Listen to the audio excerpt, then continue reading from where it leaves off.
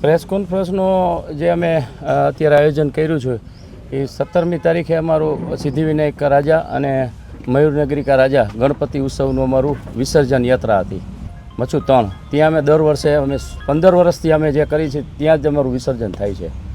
તો એ વિસર્જન યાત્રામાં અમે ત્યાં જોડાના ને અમારું જે વિસર્જન દાદાનું કરવાનું હતું ત્યાં પોલીસ તંત્રએ આવીને અમને મંજૂરી કીધું ભાઈ તમારી મંજૂરી નથી. મેં કાંઈ વાંધો નહીં, તો આપણે જ્યાં ક્યાં છો કયો છો ત્યાં અમે જઈએ. એટલે જે અમે કરવાના એ લોકોએ નગરપાલિકાએ જે જગ્યા એલોટ કરી હતી એ જગ્યા પણ અમે ચેક કરી. એની પહેલાં અમે ચેક કરેલી જ હતી અને તંત્રને કીધેલું હતું કે ભાઈ આ જગ્યા ઉપર અમારું શક્ય નથી. 20 થી 22 ફૂટની મૂર્તિ હતી બે થઈને અમારી, કે ભાઈ અમારી આ મૂર્તિ રહી દાદાની અહીંયા પહોંચશે તો ખંડિત થશે, એટલે અમારે કરવાની અહીંયા રહેશે. તમે કયો એને અમે ફોન કરી કે અમારા ઉપઅધિકારીને તમે જાણ કરીને એ અમને કોલ કરી દે એટલે અમે કરવા દેશું. ના નથી. એટલે અમે ઝાલા સાહેબને ફોન કર્યો ડીવાયએસપી, તો એમને અમને થોડોક જવાબ અજોગતો આપ્યો કે તમારી આ મંજૂરી નથી, અહીંયા નહીં જ થાય ભાઈ, તમે અહીંયાથી રડતા થઈ જાઓ. બરાબર, એ રીતનો અમને એવો જવાબ આપ્યો. ત્યાંથી જ અમને થોડુંક ખબર પડી કે અહીંથી તંત્રમાં થોડોક આ લોકોએ આપણને નહીં કરવા દઈએ. પછી અમે અમારી રીતે રિક્વેસ્ટ બધાએ અમારા જેટલા સભ્યોથી માંડીને 80 થી 90 જણા હતા, બધાને રિક્વેસ્ટ કરી કે બાપાનો હવે ટાઈમ જતો જાય છે. 3 વાગ્યાથી અમે હાઇડ્રો જે ક્રેન કહેવાય ને ક્રેનથી અમે આમ બાપાની ઊભી રાખી.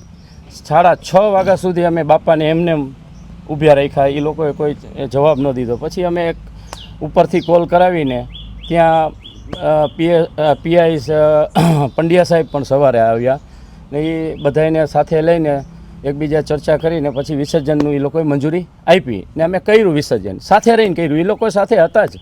વિડીયો જે બનાવેલો છે એ જોજો વિસર્જનમાં, એ સાહેબને બધાય સાથે જ અમે હતા.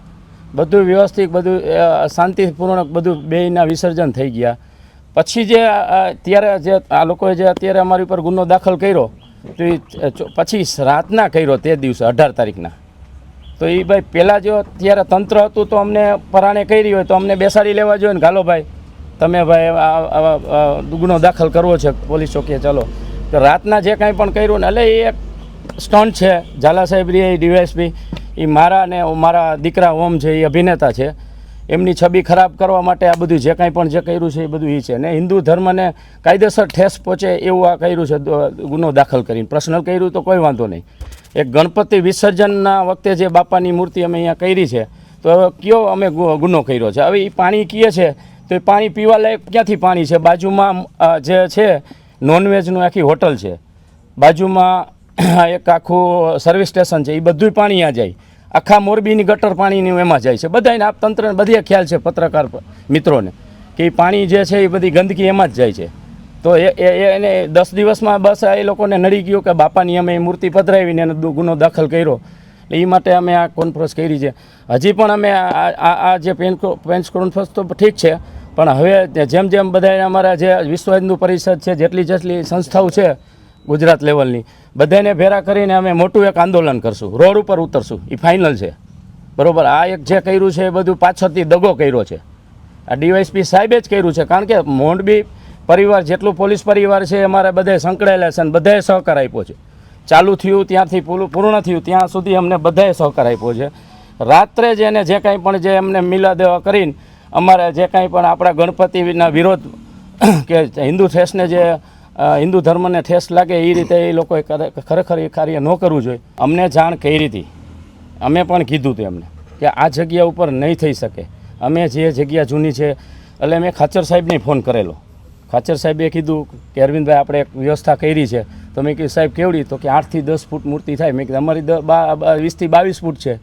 તો એ કહે તો તમારી રીતે અમે ઓન પેપર મંજૂરી નહીં આપી રાખી, તમારી રીતે જે જગ્યાએ કરતો તમે સેફટી વાઇઝ તમે જોઈ લેજો, કરી લેજો. એટલે અમે એક નક્કી કર્યું હતું કે વિસર્જનમાં બહુ બોરી સંખ્યામાં નથી જવાનું.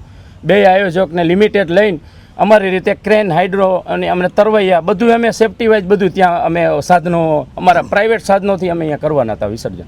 ના એ બધું જે કાંઈ પડતું બીજા દિવસે મૂર્તિનું જે અમને ધ્યાનમાં આવ્યું હતું કે એ તો અમારું મૂર્તિનો ઓર્ડર અમે આપી દીધો હતો ને અમારી દર વર્ષે આવડી મૂર્તિ હોય જ છે.